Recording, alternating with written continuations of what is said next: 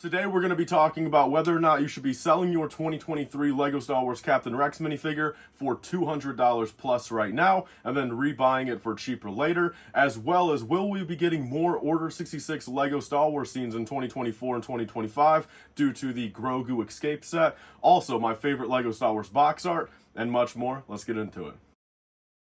So welcome back everyone to another LEGO Star Wars video. Today I have another episode of my weekly Q&A series I do here on my channel. And of course it's been much longer than a week since the last one. So with that being said, definitely leave your questions down below for next week. Next week I want to do a much longer episode with some updated questions, of course. So without further ado, let's get into the first question for this week. We have I'm Apollo 5120. Ask LBS, I have a quick question about the UCS Venator. Do you think it's a good idea to sell off the figs at release due to there being a lot of demand and then just buy them back later for a lower price? So that is a very good question and something that I've been asked quite a lot this past month. So basically the UCS Venator has two minifigures, of course, Admiral Yularen and then Captain Rex. So the Admiral Yularen, basically at this point, we all know by now, again, the Mexico factory, you're kind of mass producing them, a lot more on the market than there are Venators being sold, if that makes sense. The Yularen, has been sold even a couple weeks before the Venator release for roughly $40 to $60, and that's pretty much the market price right now.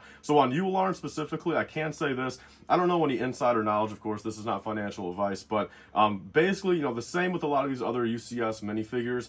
It seems like, of course, at the front, there's going to be a higher price compared to, say, a couple months from now. A couple months from now, presumably, Yularen will be even easier to get in bulk. So say he's going for $50 or $60 now, kind of like the UCS Mando was going for, and then he kind of trickled all the way down to roughly, mid 30s, low 40s, so about $20 cheaper. So for the Yularen, I'll be honest, I don't really think it's worth your time, trying to worry about selling it now, rebuying it later, and kind of take that $20 gamble. But moving on to Captain Rex, though, which is kind of the big discussion here. So, of course, we know, the old Captain Rex has always been going for $200 plus these past couple years. The new Captain Rex, okay, so there's kind of a debacle here because, as we know, he has a cloth pauldron right there on the minifigure.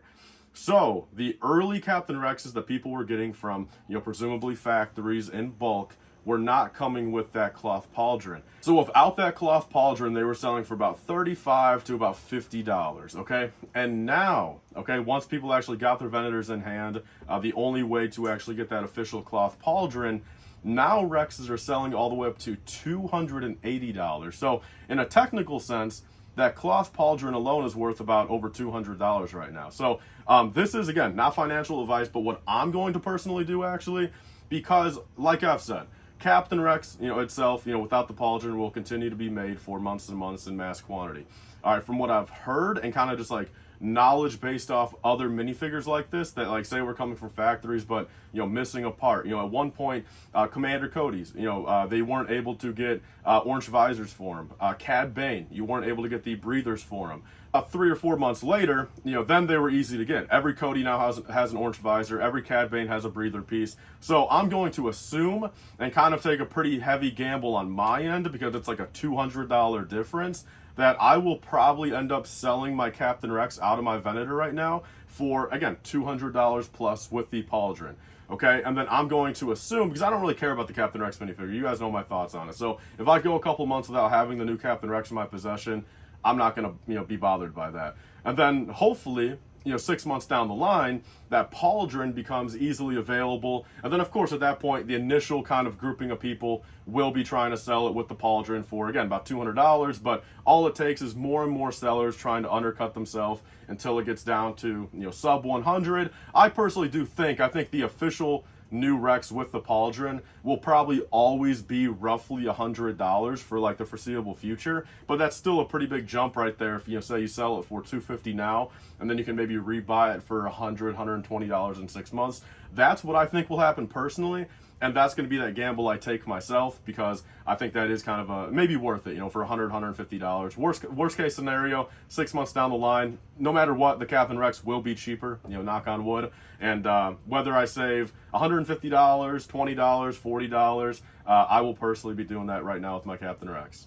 Next up, we have LifeBricks YT. Ask LBS, what era or character on the Lego box art is your favorite or gives you nostalgia? Also, great video. Keep up the good work. Thank you, man. So, my box art right here, kind of my ranking. So, the most nostalgic one for me, and arguably my favorite nonetheless, is the OG Clone Wars box art that was on 2008 and 2009 sets. I think it truly encompasses, when I first started collecting Lego Star Wars, reminds me of everything on the shelf, just gives me good vibes, takes me back to, again, my favorite days almost, being a Lego Star Wars collector. But then my close second, my close third, okay, just for kind of like favorite looking, would probably be the 2014 Darth Vader box art. I think that was one of the most, serious box arts Lego's done, and the fact of like, the color palette, again, the Vader looks really badass there, and especially mixing with a bunch of Episode 3 sets, it really kind of just tied everything in that year, I feel. And then also just for, a little bit of nostalgic, but I think also just like the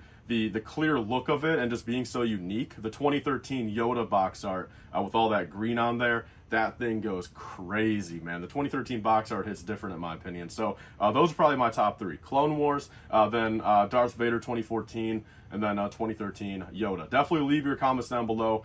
Which is your favorite Lego Star Wars box art of all time? So next up, we have a question from Looting right here. This is a question that literally hundreds of you guys ask every month. This is, Ask LBS, where did you get those Lego Star Wars character tiles that look like they are from one of the games? So he's talking about this one back here. I'll do a close-up right here on the screen. Basically, where these exact ones are from Tabletop Brick Studios. He had an Instagram, a website, and he was doing some pretty big things in the Lego Star Wars space, printing-wise, back in late 2020, all of 2021, and a little bit in 2022. Sadly, he is actually now out of business. He's just not doing it anymore, and I'm a little, again, I miss him. He was a good friend of mine. We always talked and stuff. He helped me out a lot, but I'm a little infuriated since I'm actually still missing quite a few tiles, as you guys can tell on the close-up. But at this current point, I don't know who sells them. I really don't. I think there was a couple people making decaled versions for a while there, but these are printed. So in my opinion, in a scenario like this, I think printed is probably better, because when you have so many of them and such like a small thing, I would assume eventually you might have some like peeling or the risk of it. But these are printed at this current point. I'm not sure if anyone else sells anything like that, but sadly the original maker of these are currently out of business. So there is the answer to that one. I know that's something a lot of you guys are always curious about since I've got it in my background. I think they look fantastic. But without further ado, let's move on to the last question for this video. We have Guyboy4542. Ask LBS, with the Grogu's Escape set, do you think we could get more Order 66 sets in 2025? So he is talking about the the rumored or leaked set for May 1st, 2024, being 75378, the Grogu's Escape. This is going to be from Mandalorian Season 3, so it will be the scene, presumably where Keller and Beck saves him. We don't know exactly which part, kind of in that timeline. Will it be, back actually like in the temple? Will it be right when they get onto the bark speeder with the sidecar? Will it be on like the landing pad with, the gunship and the Royal Guards, or not the Royal Guards, the Naboo, guards, and then the landing pad, shock troopers, regular clones, gunship? Like, we don't know exactly which part it will be yet. But, I've always been under the assumption it will just probably be, honestly, Keller and Beck and Grogu in a bark speeder with sidecar and maybe a 501st or two. I think it will probably take place closer to the Jedi Temple. That's just my thoughts on it. But, technically this is an Order 66 set, which, in previous years, it's been almost 20 years since, Revenge of the Sith in 2005, we have not gotten a direct to Order 66, scene yet. And, there's always kind of been that consensus, does it have something to do with the fact of, a graphic scene, or, it's a children's toy, although, Revenge of the Sith is PG-13, so it's like, technically at that point, it's like, just put maybe 13 plus on the box art. Like, what I'm getting at here is, will there be more of them?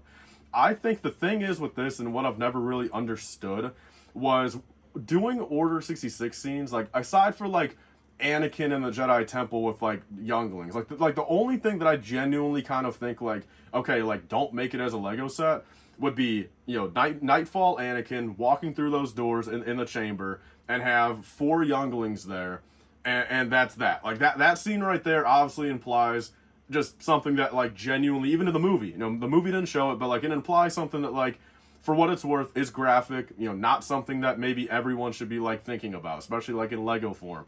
But if we're talking about stuff like, the Kiadi Mundi scene, the Illa Secura scene, the Stas Ali scene, the thing is, like, you know, say if they were to make an ATOT, okay, on Felucia, Ayla Secura, Commander Bly, a couple, 327th.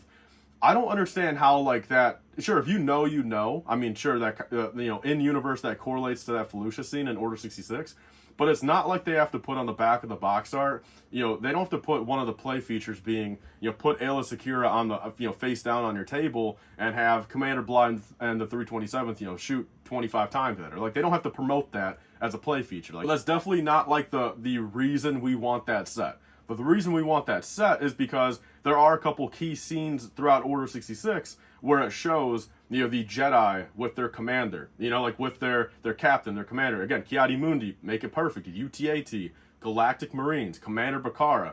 And I feel like that's just something that all of us want. Okay, Jedi, Commander, a couple grunts, okay?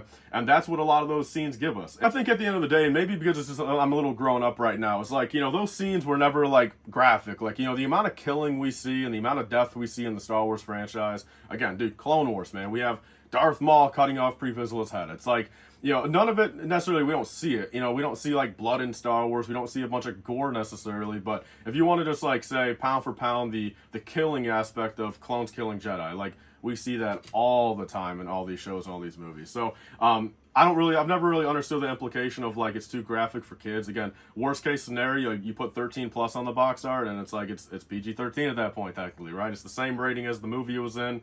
And then, even then, if you want to get super critical, again, I've never really cared for the fact of it being branded Order 66. That's the thing. Like, just give us those sets. Give us ATOTs, give us UTATs and stuff like that. Give us the minifigures. You don't have to put anywhere on there Order 66. You don't got to put on there that the clones killed the Jedi. Just give us those sets. All right, so that was kind of a long-winded answer, but that's definitely, like, my entire thoughts on, like, Order 66 as a whole from LEGO's perspective. Like, I think 2025 will be, like, the telltale sign.